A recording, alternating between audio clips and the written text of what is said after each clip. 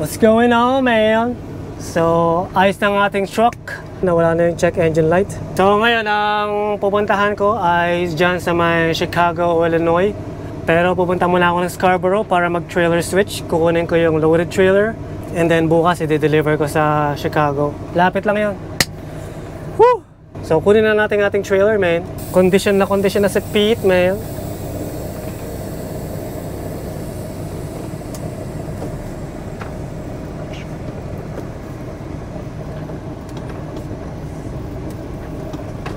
Hanapin natin ang ating trailer.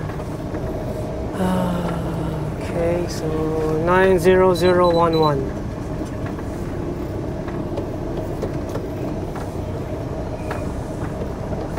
Ayun, nakita ko na.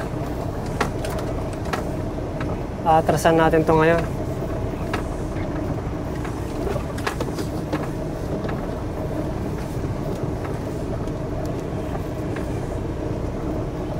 Yan o. Trailer natin 90011.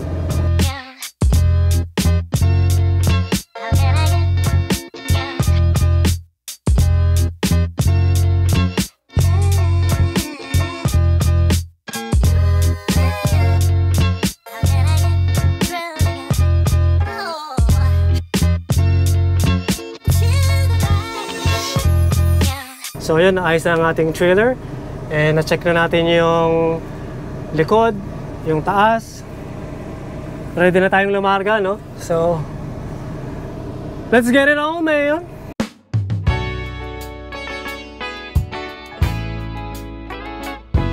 Hey, baby.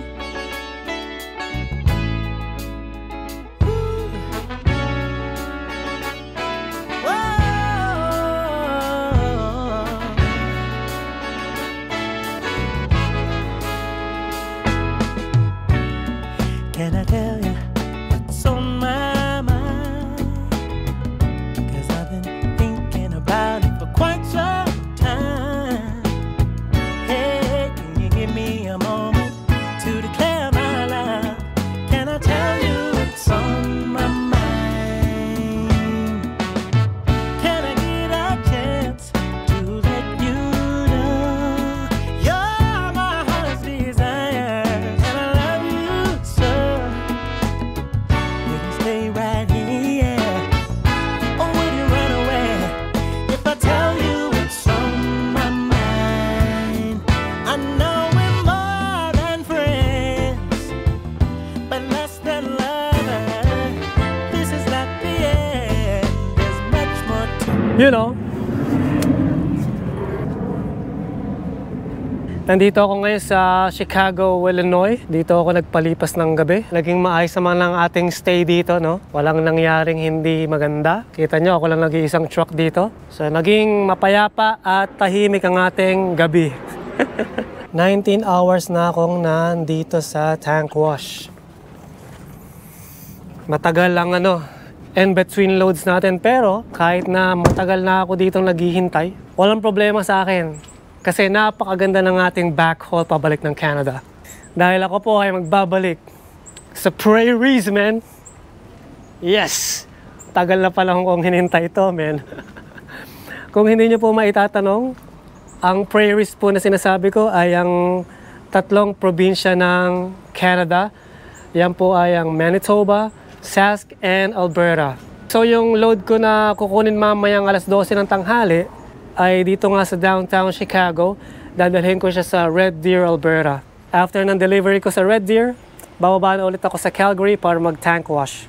From there, I don't know where to go yet. So, yung mga tropa ko dyan sa Calgary, si The Boy, si Easy. Meron din akong bagong tropa dyan sa Edmonton naman, si Kong Jason. Saka yung pamangkin namin ni Queenie na si Raquel. Shoutout sa iyo, Raquel, and your daughter. Nandyan naman yan sa Fort Sask sa Edmonton. Anyway, kapag ako ay pupunta ng prairies, lagi akong excited. Dahil kung hindi niyo po maitatanong, nung bago pa lang po akong driver dito sa Canada, ang route po namin palagi ay from Toronto to Calgary. Yan. Kumbaga, dyan po ako nasanay mag-drive dito sa Canada nung pupunta kami ng Calgary. Kaya sa tuwing babalik ako dyan, lahat po ng alaala, nung bago pa lang akong driver ay nagbabalik sa akin. Kagaya ng mga nararamdaman kong excitement, syempre, no? Gusto kong matuto mag-drive ng truck and pangarap. Yung pangarap na meron ako noon na may taguyod ang aking pamilya. Yun lang, no? Excited ako. Excited ako babalik ng prairies dyan, lalo na sa Calgary, man. I'm so excited. So anyway, ano pang hinihintay natin? Gore na tayo, man. Let's get it on. Ila-load na tayo ng acid ang load natin. So ngayon, merong danger sign. So kailangan shut your truck off, stay in your truck, huwag mong gagalawin ng truck, hintayin mo yung papeles, and bawal na magsigarilyo. What? Yan. So hintayin ko lang itong matapos and rekta na tayo sa ano, man, Alberta.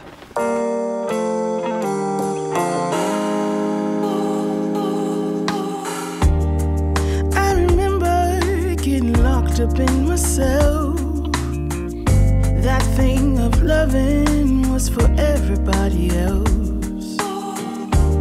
Lost and lonely, having hurt too many times.